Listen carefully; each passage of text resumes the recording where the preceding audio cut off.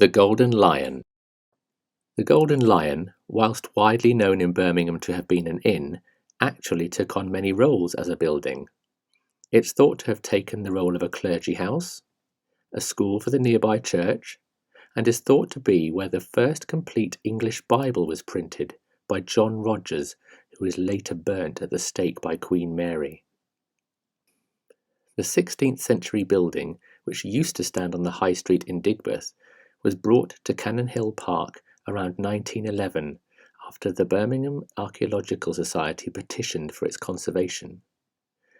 Once moved, it was first used as a cricket pavilion and refreshment house.